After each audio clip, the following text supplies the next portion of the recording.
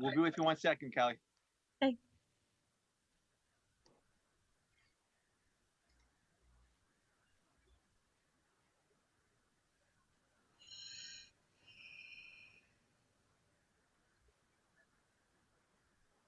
You're watching HCAM TV.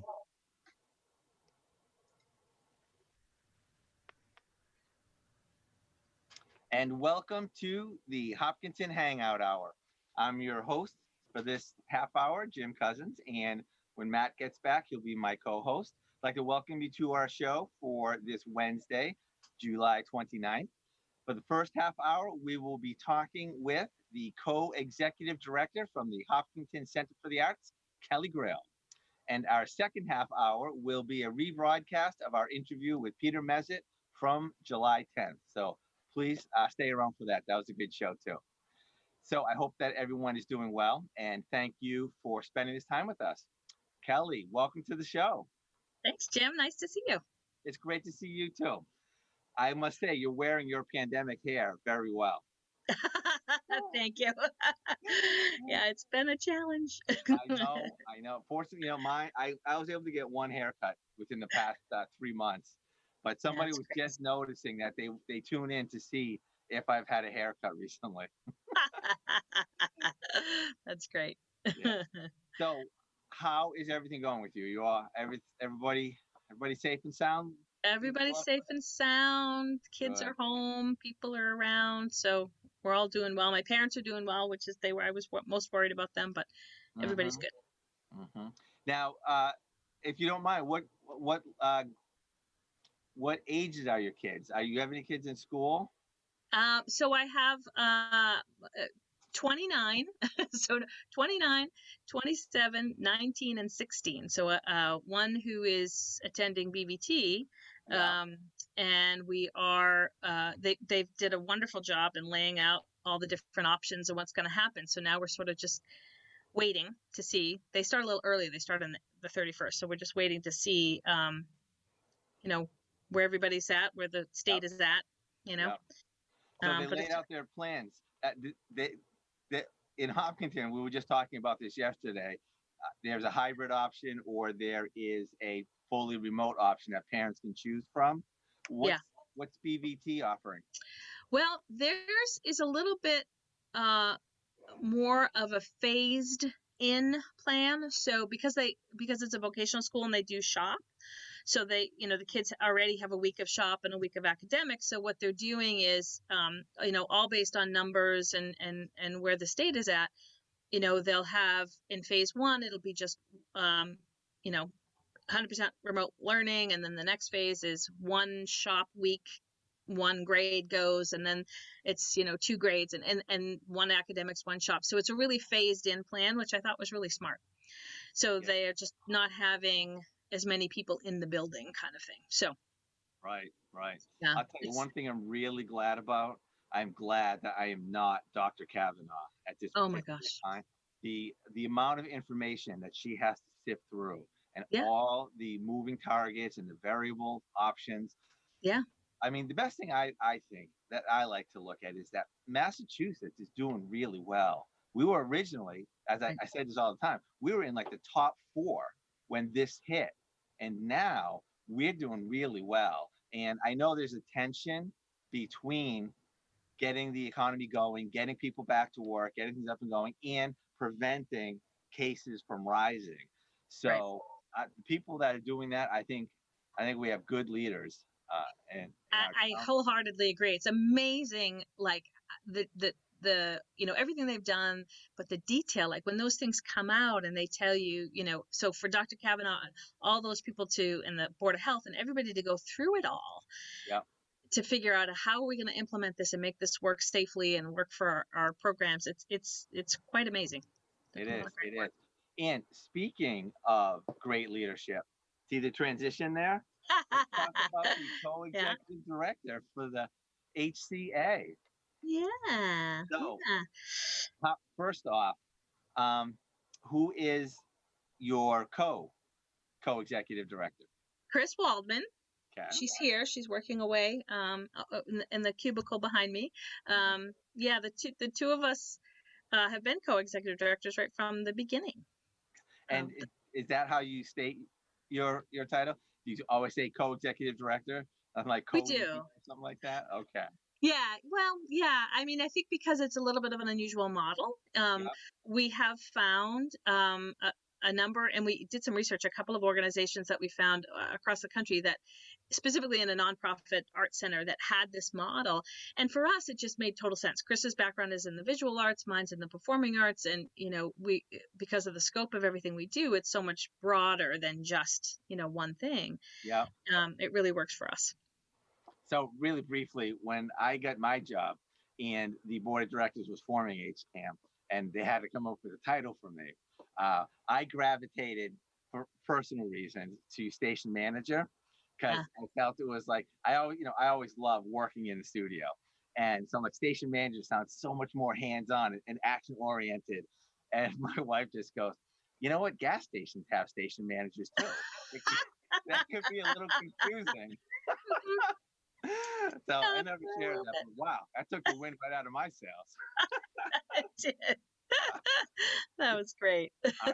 So now I know you, and before you were the co-executive director of HCA, you were also a bigwig in ESL. Yeah. That was just a joy. It was so funny. I was talking about this the other day to somebody that I actually owned a temporary placement agency in Natick at the time that Mary Scarlatta Rowe said to me, hey, what about doing this? And then, I had no idea what I was getting myself into or what I was doing. I just knew it was fun. And we just had so much fun together. And then it was just slow and sure that we saw, this town seems to really like this. And there's people that want to do more of this stuff. So it just grew from there. And I was the executive director over there. I love that. And what I love about that is that our town is fortunate enough to be able to appreciate and support that. Yeah. A lot of towns, they may just be, strapped for resources and just don't have the bandwidth, but Hopkinton really values that, even from the school system, from the community, and it's really nice to see that. So I really value that. It's phenomenal. And I honestly, truly believe, and I've said this many times, I don't think we could have done this in any other town. It really was the community as a whole that made, both ESL and HCA happen. Absolutely. Right. By the way, my co-host Matt is back from assignment. So Matt, welcome back into the show. Hi, thanks for having me. Sorry I'm late. Busy day. I know. No, I understand. Hi, Matt. So, Hi, Kelly. All right. So Kelly, let's hear the overview where things stand with the HCA now and what you might be preparing for steps going forward in this pandemic time. The pandemic time. So we were able to pivot, when everything was shut down, we were able to pivot probably about 40% of our classes online. And then quite a few performances. Most of them were, we had recorded performances that we were able to put up. And now we were able with phase 3 to open up. So we have had summer workshops here. And again, it's about 40% of what we normally have, but still it's so awesome to see the kids here, and they're here today, and they're doing plays, and they're drawing, and they're creating great stuff. And it's actually been a perfect summer for it because we've really been able to be outside almost every day. So that was great.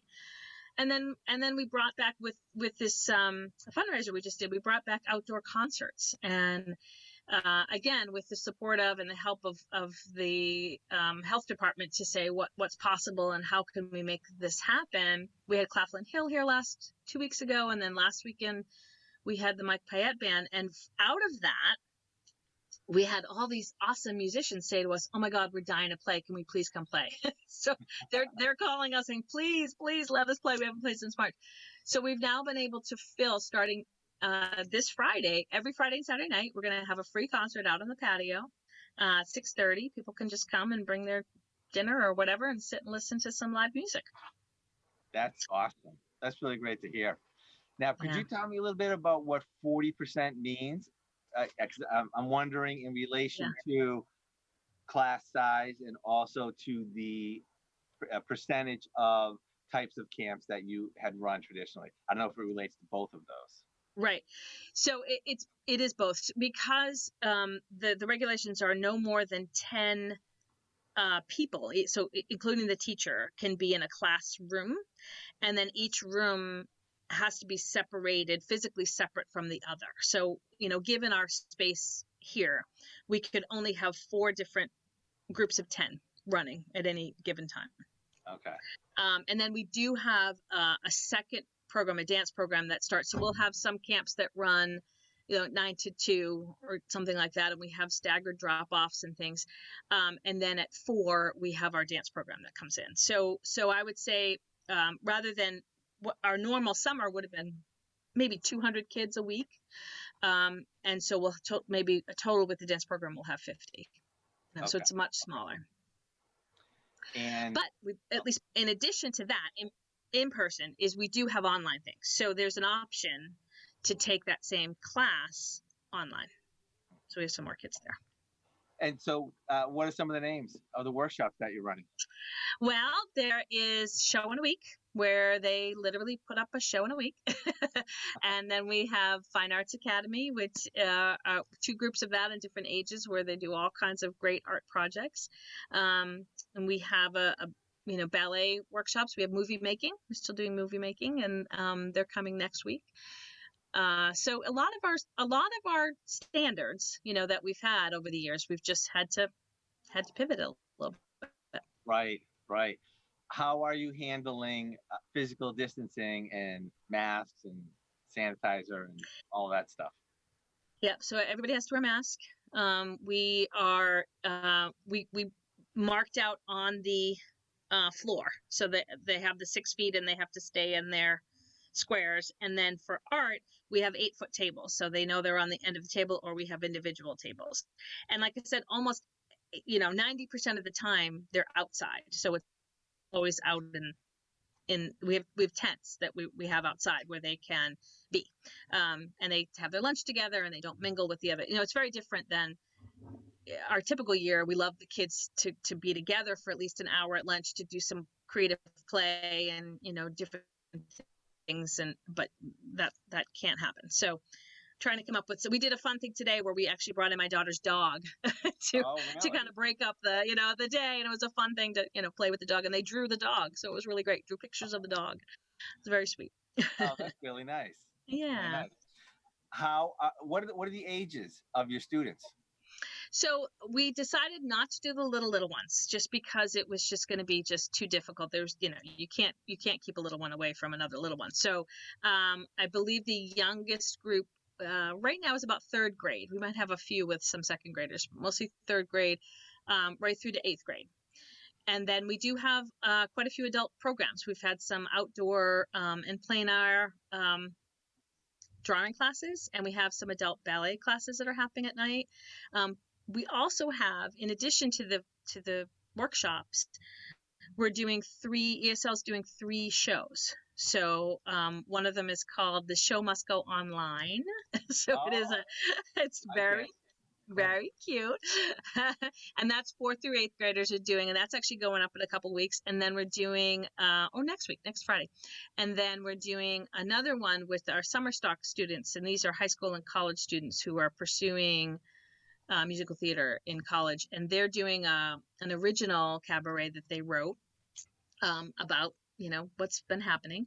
And then we're doing Shakespeare. We're doing some scenes from Shakespeare. So all of that will be filmed, and it'll be virtual.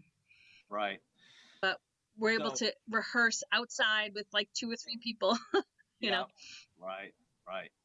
So you're in one of these positions where you have to look at the environment and the information that's out there while deciding what your organization is going to be capable of.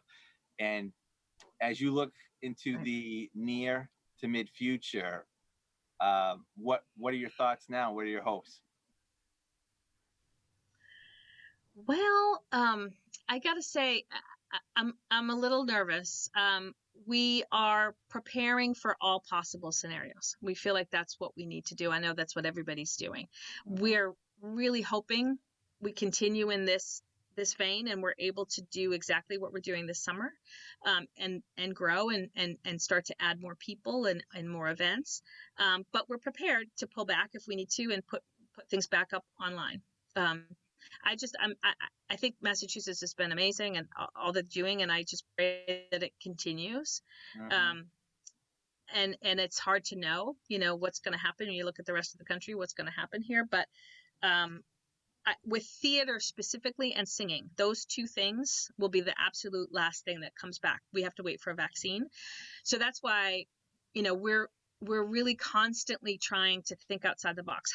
How can we do those things? Because we have to do them distantly. How can we satisfy that, itch in somebody of that need, to be able to see those things? Right. And where do you look? Are you following the governor's office guidelines, or where do you get your direction from? Yeah, we get it from the state. Hopkinton has been super helpful. Hopkinton Health Department is in decoding some of it and understanding it all. They've been real helpful. There's also a great study out of Colorado, specifically for singing, that is ongoing, and we've been watching that very closely. Because we know that's going to be the most challenging, and even when we had Claflin Hill here, there's specifics on brass instruments in addition to singing. So we're following those, and we're trying to be, as transparent as we possibly can. Because the other big thing is dance. We have a big production of Nutcracker that we do every year. Yeah. So we're just talking to our dance instructor this morning, saying, well, they've been dancing with masks. We could, figure out a way to be creative with the mask and film it and then put it all together, because, these kids have worked for years and years and years to be Clara, and you don't want to take that away from them. So, yeah. So we're, figuring it out. All right. Now, is there anything new that you're able to touch upon? I don't know, maybe with the status of ESL or anything like that?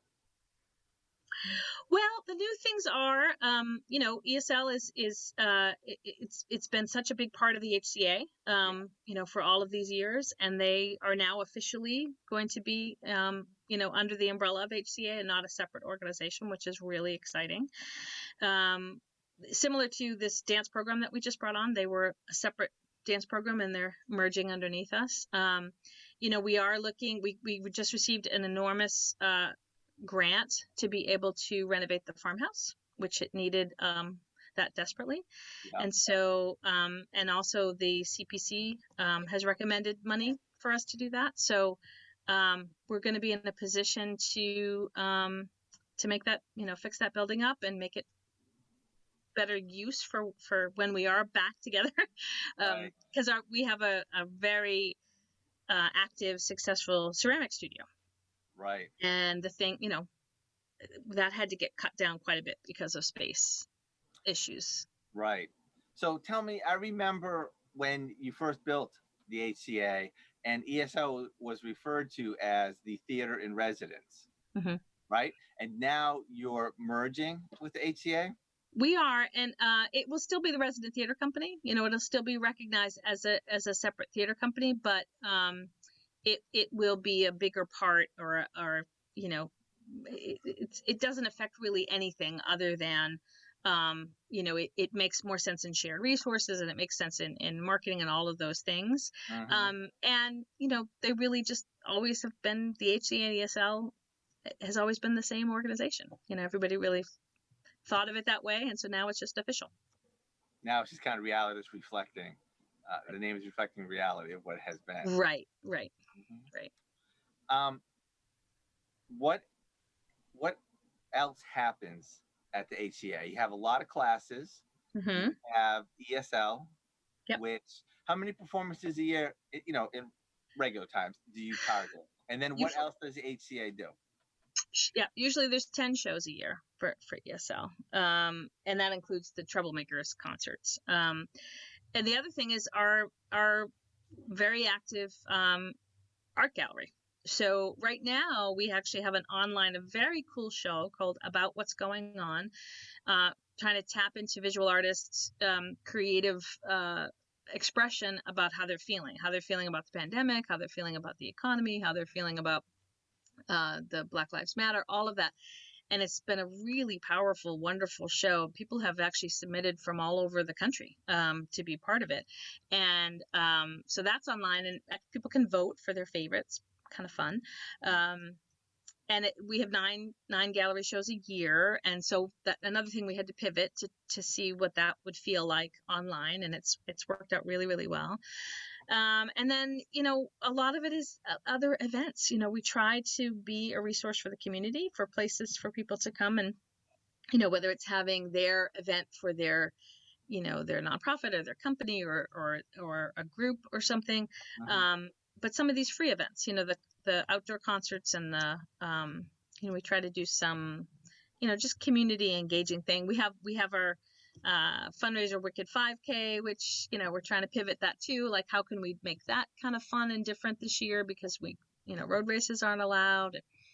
But we one of the things, and that one of the challenges that we've had is always about getting the word out and getting people to understand that even though our name is the Hopkinton Center for the Arts, that we are a regional art center, and we want people from Ashland and Southborough and all over to feel a part of this community. And that's our big been a big goal for a couple of years. And actually Chris had just pulled a amazing report that showed, even just this last week-long event that we had, there were like 30 different towns, and there were people that, like I said, who had submitted or watched a show, maybe because they're family members in it, and they're in Tennessee or they're in Texas or something, and they're tuning in. So that's pretty exciting.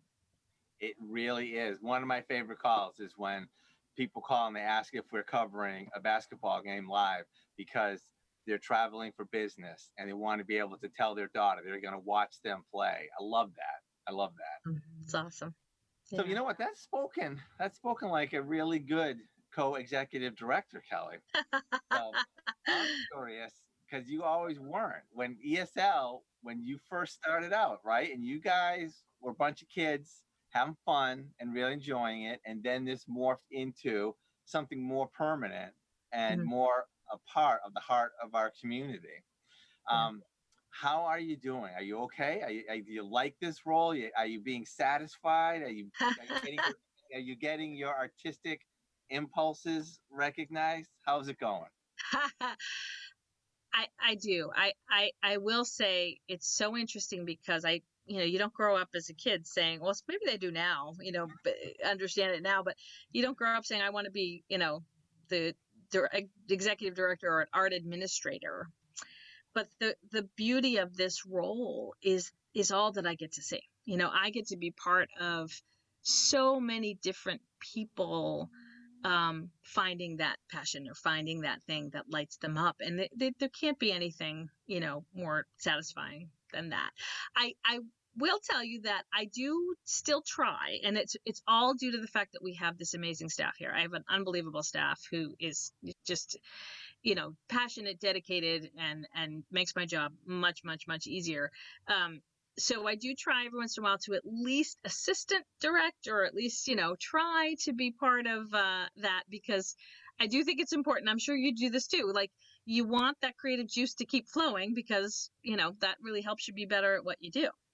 Yeah, I agree. I often tell Mike, he's got the job that I want, because his full job is making TV shows. But, and you kind of said it in your answer, sometimes you realize that you are better in a position for the organization than than another one. So right, it's very true. Yeah. And are your kids artistic? Oh yeah. So my daughter actually works in casting and for film and television. So she works for a casting company in New York City, and she produces and she directs and does all that stuff. It's just, unfortunately, everything is shut down. but it's interesting, but I see her as a dancer. She's been a dancer forever. And so I'll say that same thing. The same thing you said to me, I say to her, are you fulfilled? Do you have that creative? And, and she'll say, I probably need to just get in a dance class just to get those juices going again. And then, my son, he loved it, and she dragged him in, to do all the shows, and he loves it. He absolutely loves it. But he's a finance guy. His job is like he does numbers all day, and unfortunately doesn't have much time for it. But then my nieces, one is in school for theater. She's in college for theater, and she's a phenomenal writer. And the other niece is an unbelievable visual artist. Like she draws just beautifully, and she's in the paint and design. Yeah. At BVT. So they all have a little sprinkling of it in there. But the queen is, I have to tell you, my granddaughter. Yeah. She is. She's not even 4 yet. She's a superstar. She was just here, and she had to go down and put a princess dress on, and then she ran to see the kids in the play, and she wants to be part of it, and she's drawing, and like she's got it all. So she's gonna top all of us. But you must have misspoken, because you're not old enough to have a granddaughter yet. No.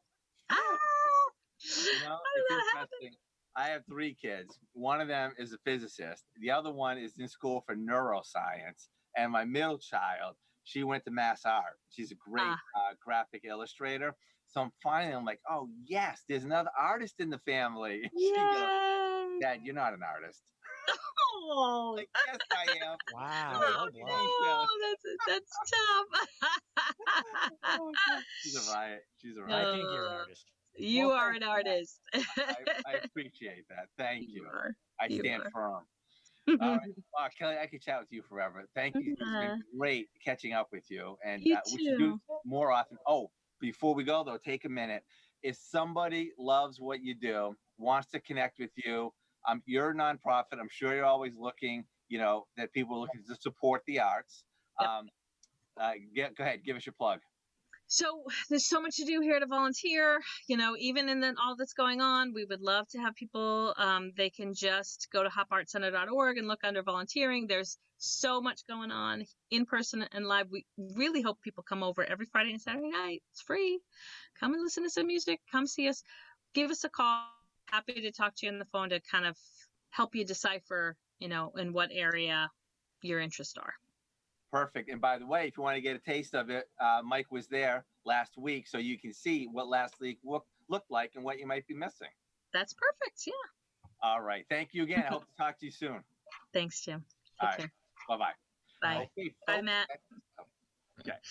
All right, folks. That's the end of this first half hour. We're going to transition over to our Peter Mezett interview. But before that, my co-host, Matt Clark, who I'm sorry, Matt, I didn't give you a chance to get in there. He's going to have a minute here to give you an update on some other things that you can look forward to coming up on HCAM TV. Take it away, Matt.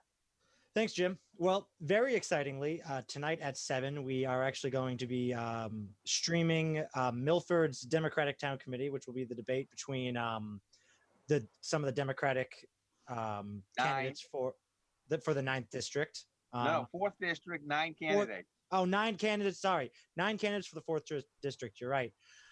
That's at 7 on HCAM TV. Tomorrow we're going to have a health update with Sean and Casey as usual on the Hangout Hour.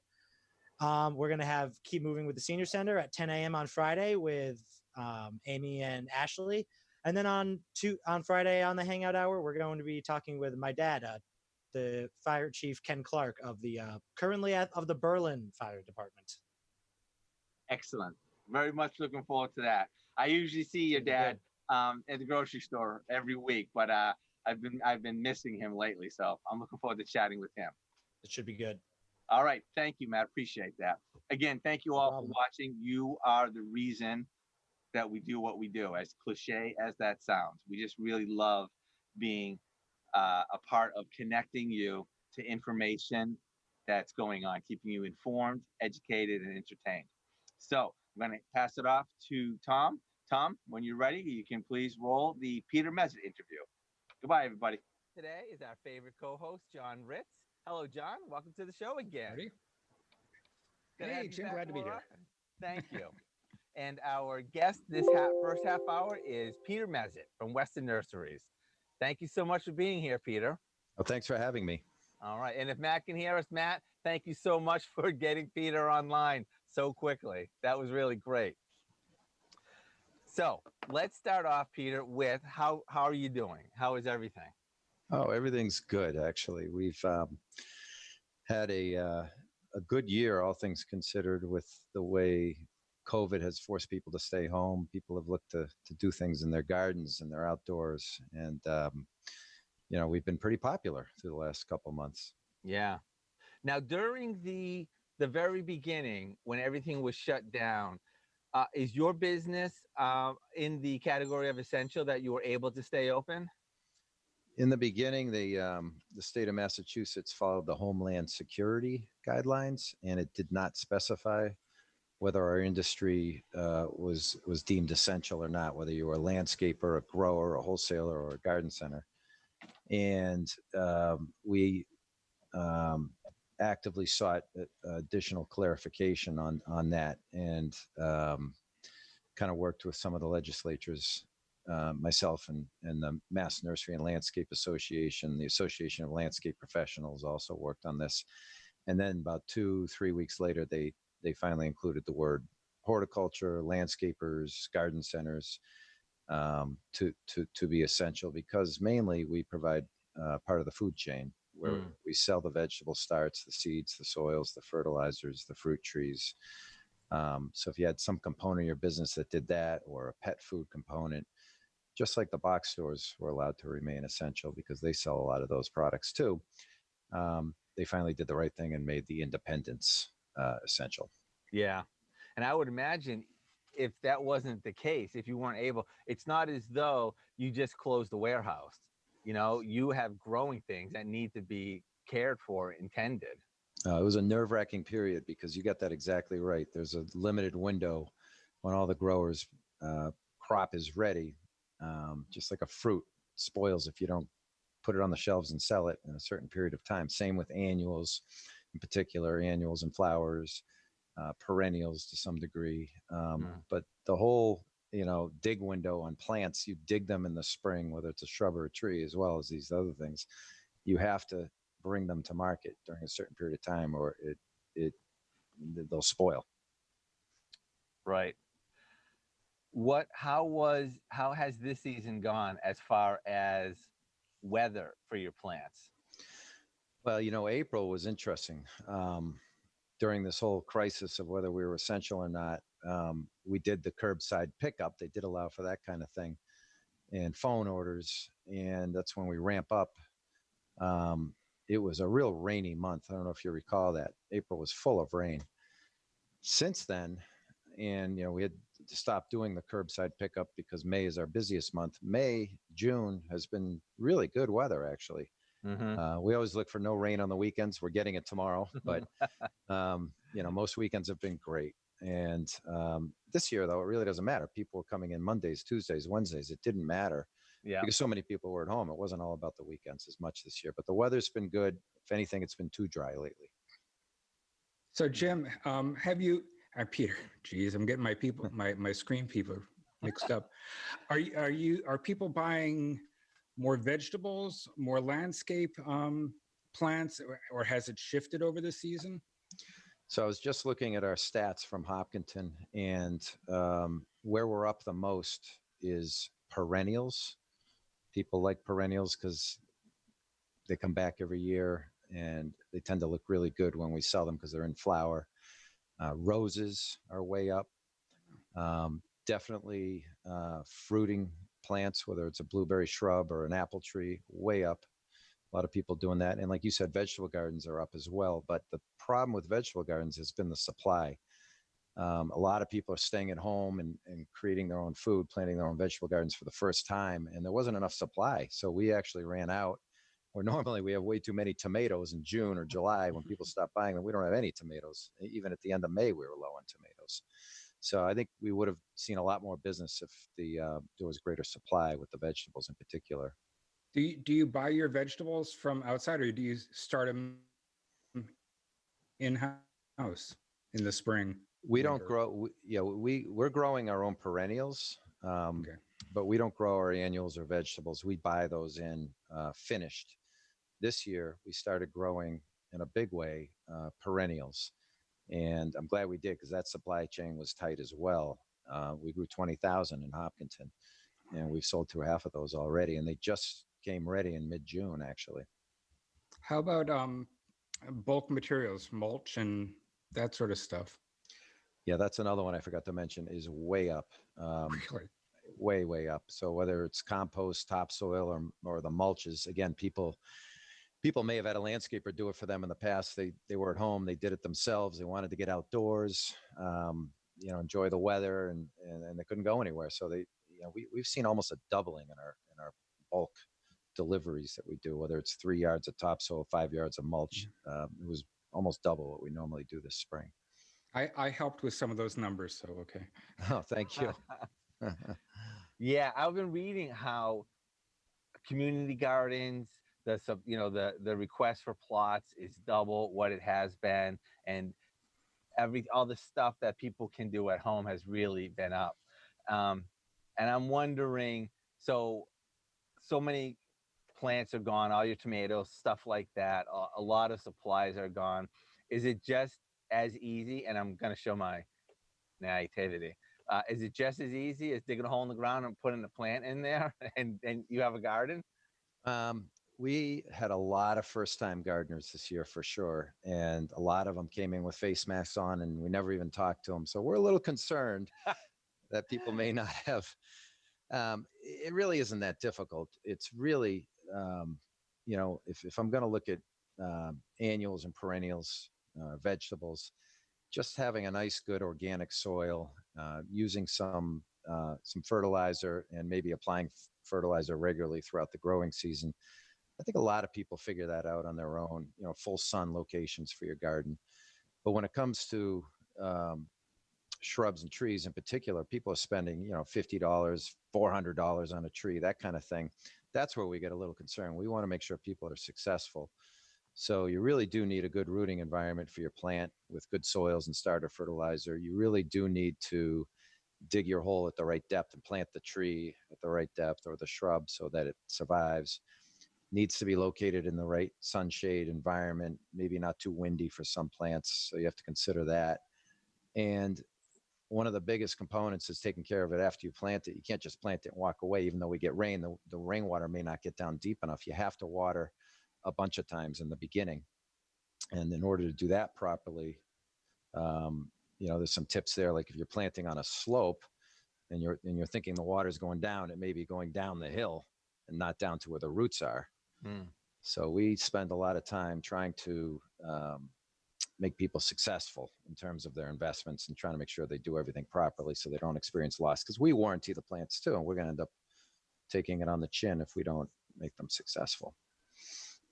If that's what you're doing, if you do warranty the plants, and it is important for the width of the hole and the depth of the hole, what do you do to, do you ever have to say, wow, you put that root ball in way too deep, of course that $400 tree died? Yeah.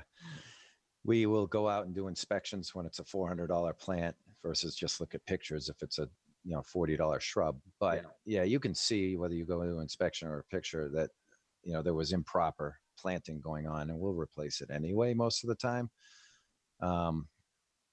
We do hand out things and we do try to talk to everybody, but we can't get to everybody on our busiest days. Sometimes people will not seek a replacement for free because they know they messed it up. But, if they do, they really appreciate that. And it goes a long way for the relationship building. Yeah.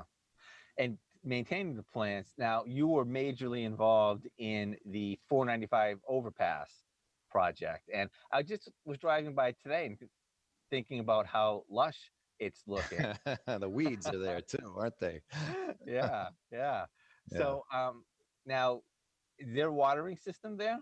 There was. So I think it's the 5th year now. And we really used a lot of water in the first year. And thank God we had water put in because that was a drought year. Since then, we've used very little water because the plant's roots acclimate and spread out, and they trap more of the water available to them once they're established. The problem comes when we have to switch out a dead plant on that island. It's hard to get out, and you don't want to turn on the whole watering system. We're actually going to be out there on Wednesday to weed the thing. It's getting really weedy. We put weed control down this year, and it worked very well. And next year we'll do a fresh layer of mulch, which will help with weeds as well. But yeah, it's constant. I'm out there myself a lot, doing weed control, and next week will be a crew of 5. But every time we do it, it's expensive because you got to get police detail to protect the safety of the workers, steer the traffic away from the island a little bit. But I'm really pleased with how that looks. It's coming in nice. The oak trees on one end look really good. We do have to replace a bunch of crabapple trees on the other end, which had about, except for this year, so 4 years of gypsy moth and winter moth damage has taken the toll on those guys. So we're going to be doing some switch outs. We're going to rip out some trees and some shrubs that don't look so good, and we'll probably plant new ones out there this fall. Yeah. I find it striking, when you first come into town, it's just, it's just not an overpass. It's beautiful now. It's really nice. That's the reason we did it. It really sends the right message about the community when they see something nice coming in off the highway like that. And just quickly, where did you get the water from? Did you sink a well, or is there a pipe down there? Tied into a 10-inch main on the eastbound side, on the other side of the street, and had to cross under the road and then come up. And we had to do it. And Paul Mastriani actually paid for that. So that's why he's got his name on a sign out there. How do those plants survive with the road salt and all the other crap that's coming off the road in the winter? Yeah, so we have to pick the right plants that can survive in that condition. It's a heat island, gets very hot, and it actually gets very windy. It's constant wind with cars going by. And then the salt, like you say, as well. You have to choose the right type of plants that can take those conditions. Okay, I'm going to transition back because you said something that I wanted to circle back around to. You were talking about annuals versus perennials. And for me, I don't know why anybody would buy an annual. I don't get it. You know what? I mean, if I'm going to put that work in, it's so nice to see it come back year after year. But you did mention perennial plants in a garden. And what type of gardening plants are perennials? Well, perennials are a name for anything that lives through the winter. Okay.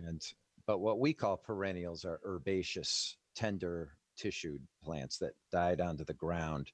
You don't see them, or you might see their spoiled leaves if you don't clean it up in the fall, and then they come back up through the soil again. That's the common reference for perennials. But shrubs and trees are also perennials, but they're just woodier plants that don't die back to the ground or might show above ground branch structure throughout the winter. So yeah, I wouldn't use annuals much either, but they're great in containers. And I think half the people that buy them are putting deck railing plantings or front step porch pots. And, that's a big part of our business is people want those changed over all the time for the spring, the summer. And then you think about mums in the fall. And then you think about a winter look too with branches in there and maybe even lights. So I think a lot of the annuals don't necessarily go in the ground, but they go above ground into these planters. Okay. So say I did buy one of your $400 plants this spring. I didn't, but got enough other stuff. We're getting into the hot part of the summer, July, August. What sort of stuff do I need to worry about? Water, fungus, anything like that? You look for, especially the newly planted plants. If you are just planting right before the heat, you want to water a little more. People are afraid that they can't plant in the summer. You certainly can. You just got to make sure you water a little more. And there's the right way to water, of course. You get funguses in the summertime. We spray all of our peonies, roses, and our fruit trees. Those things are particularly susceptible to funguses, and you'll see a lot of leaf spots if you don't spray preventatively. And there's organic and there's inorganic ways to treat that. Real hot weather will produce spider mites on evergreens. You might see that on junipers. That's something to look out for. You do get, in terms of your vegetables, that's when you see your little worms crawling around your broccoli. So you want to get something, you want to keep an eye on that. You may not get it, but you want to keep your eye on that. We've passed the season of powdery mildew, but that can still happen now too. That's a real moist environment that would create that. And you do get root rot diseases, another fungus that can attack rhododendrons, for example, and just cause the leaves to shrivel. And that's a bad one, actually. You hope to not see that happen. All things to look out for with the summer in particular. Since you mentioned peonies, I'll get real specific. I've got an old peony, probably going on 30 years old, that isn't putting out any blossoms, hasn't for a couple of years. Do I wait till the fall and divide it, or what do I do with this thing? You know, you're the second person within a week, and I have to get back to the other person. I didn't know the answer. I'm hearing that this year. They're pretty reliable bloomers from my experience normally. I don't know why this year would have been a low bloom year for peonies. And you've seen it bloom all other 29 years. No, well, no, the last year or two, it hasn't been putting out much of anything, and it does get sunshine and probably 5 or 6 hours a day. But I'm just thinking it's getting old and needs maybe it needs to be rejuvenated and divided, like you say. You could try that.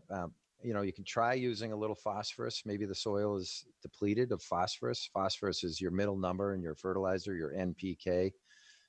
So look for a high middle number, and that will promote more bloom growth. You can try that. So when you say divide and rejuvenate, does that just mean cutting a plant in half and then it sparks it up again? Yeah. Yes. So perennials are pretty easy to divide. Most of them you divide in the spring, which I think is the case with a peony. You might be able to do it in the fall. I'd have to look that up. But you're dividing more the roots. So you're digging it up and taking it into pieces. Take a hosta, for example. It's very easy to divide a hosta because they have lots of shoots coming up. Mm-hmm. And you can literally take off one big overgrown hosta. In fact, when they get real big, there's nothing in the center. You're only dealing with vegetation around the outside, and it's a good time to divide those. So your peony might be similar with its root structure or be a little tough to divide. I'm not quite sure. I've never divided a peony before. And just by doing that, just by digging it up and separating it, it tells it, hey, like come to life and start flowering again. It might. I'm not so sure how to answer that. Yeah. I think with other perennials that I'm more familiar with in terms of dividing, it does seem to rejuvenate. Like the hosta with the big circle, you plant a new hosta and it's good for years with a tight, continuously filled in circle. Yeah. And some things just get too big, or you want to share it with your neighbors and be a generous neighbor. So that's why people do dividing. You don't always have to remove it. You don't always have to go buy another one when you can divide it. It's a very economical approach. So when I hear you talk, like through these last several minutes that you've been talking about things to do and things to look for, just wondering what type of burden would an average household, you get like a regular house with some regular plantings, is it like a weekly chore? Is it a seasonal chore? Like how often should a person be thinking about looking for, I don't know, root rot, or looking for the spots on the leaves, or dividing, like, you know what I mean? If you had to kind of figure it out, like how much, what are you in for? Well, I think most people don't want to do much. And they always, a lot of people come in and asking for a low maintenance landscape just for that reason. But I watch my daughter, for example. She's just fascinated with indoor plants. She's looking for a variegated monstera. She wants to propagate it. So whatever it is, people just get an interest. And in this day of Corona, we've had a lot of people get interested in certain areas. So it's all what you make of it. In general, if you have time, you could spend a lot of time in your yard to make something that's 90% good, 95% good, or 100% good if you want it to be perfect. Yeah. We have a lot of customers that belong to homeowners associations. They're retired. They pay a lot of attention to every single plant, whether it's right around the house or if it's out in the yard somewhere, and they've given me tours and shared their joy and excitement with me. They'll notice things that nobody would normally notice. So that's what I mean by 90% to 100%. It's, you can make things really perfect and figure out what worked and what didn't work and try something new next year. Yeah, that's the one thing with gardening is you got to go for it. You got to just try it. Yeah. And you might fail a few times, but you might do something that just is the greatest thing ever in your mind, just this color combination or this plant that I discovered that fits in this spot perfectly. Yeah. Are you worried about your plants? And I mean that as there's an explosion of interest in gardening due to coronavirus. Are you concerned that once this is no longer the case, there are going to be a lot of neglected plants out there? Yeah, I hope we gained a lot of new customers that want to now continue to do it, or are more fascinated than upset with the results. I think it's been coming. I mean, we've seen kind of a big realization that your food travels 1,300 miles on average to get here. We just had the Georgia Peach Company come by last week. I cannot tell you the difference in taste that those peaches have versus anything you can find off a shelf. It's not even a comparable thing. I'll never want to eat a peach. Peach are not my favorite fruit, but I have to have the fresh ones. No kidding. They come by with a crate and you pre-order it for $45, and it's like a bushel of peaches, and they are the sweetest, juiciest, best tasting fruit that I can ever imagine. So I think people are coming around to realize that it's not just the peaches, it's the broccoli that you grow, or it's the Swiss chard that you grew very well. And it's better. It's better for you. It's more nutritious. It's organic, because most people want to try to grow organic in their own backyards. Yeah. And it's just, it's a discussion. It's an activity too. I mean, I love spring because I get to put my hands in the soil. I just think it's the greatest thing to go out there and do that and get dirty. Yeah. I always tell people, I thank God that he makes people like to do different things, because if he didn't, I would have to grow food for my family, and that would be hard for me. So a lot of recent interest and a lot of stuff going into households and that maybe not have been experienced before. If somebody gets the bug, what advice would you have? Whether it be like a website or a course that they could go to, or where would you kind of point them to for knowledge on this area? Well, yeah, and we are a resource, but we're so busy that oftentimes we don't give the customer enough time for what they want. So other resources, one is the UMass Extension, and they've fallen a little bit behind with COVID this year, but they have something called Hort Notes, Hort, H-O-R-T Notes. People can Google that, and it's a subscription thing that will tell you weekly what's going on in central Massachusetts. They're specific to the region within the state, what insects to look out for, what you should be doing this time of year for maintenance, when you should plant your vegetable garden, certain crops, cold season versus warm season. That's probably one of the better ones, is Hort Notes from the UMass Cooperative Extension. And the other things, you could do is you could go to Mass Hort. The Massachusetts Horticultural Society is the oldest one in the country, the oldest horticultural society, and the Worcester County Horticultural Society, which has Tower Hill. Mass Hort has Elm Bank in Wellesley.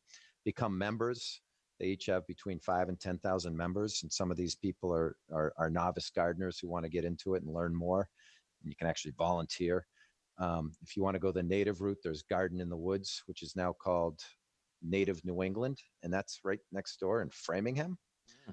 It's about a 50-acre site, and they have done a great job bringing in all the natives to this region, not just natives to Appalachia, but Northeast natives. and you can walk around in trails and go into their shop over there and purchase. And these are the indigenous plants that so much of our native wildlife depends on for survival. So it's a big movement now. People realizing how important the natives are too. So there's the New England Wildflower Society. Now it's called Native New England, actually, in Framingham. So those are some good resources. Other than that, I'm Googling all the time. I'm buying plants for our nursery. I can't keep up with the new varieties. There's so many new varieties being introduced. Oh my gosh, hydrangeas, forget about it. There's probably 30 or 50 new ones every single year. Wow. So I have to say, what don't I want? Because we'll confuse our customers too much. So Yeah. I'm constantly, as a buyer for my own company, going on Google. And Missouri Botanical Gardens is actually one of the best resources for plant material, trees, shrubs, perennials. Missouri Botanical Garden is a very good resource. And then our own website, we have a plant library database, which is pretty darn good too. And you can take that further. You can look at the pictures and you can put together a wish list and then come in to shop for the plants that you like. Are you seeing trends? What's new and trendy in plants these days? Definitely the natives. The fruiting plants for sure. Blueberries. Oh my gosh, people are really interested in blueberries because they're pretty easy to grow. They're a native as well to the Northeast. It's just more. This has been a crazy year. It's been a little rising tide all around. I wouldn't necessarily pick out one category. I can tell you perennials, roses, just because I think we did a really good job displaying them. Our rose sales are way up this year too. Mm-hmm. Hydrangeas and roses are the two most popular shrubs, and they have been for about 10 years because there's so many varieties coming out, so many new ones, more disease resistant, colder climate, more tolerable colder climate, and more reliable blooming hydrangeas. And the reason they're so popular is they bloom for so long. So when it comes to our total shrub sales, those two, just roses and hydrangea, are probably about a third of our total shrub sales. Now, is hydrangea the one that it changes color depending on the pH of the soil? Right. There's 6 types of hydrangea species: the macrophyllus or big leaf, or the serratas or mountain.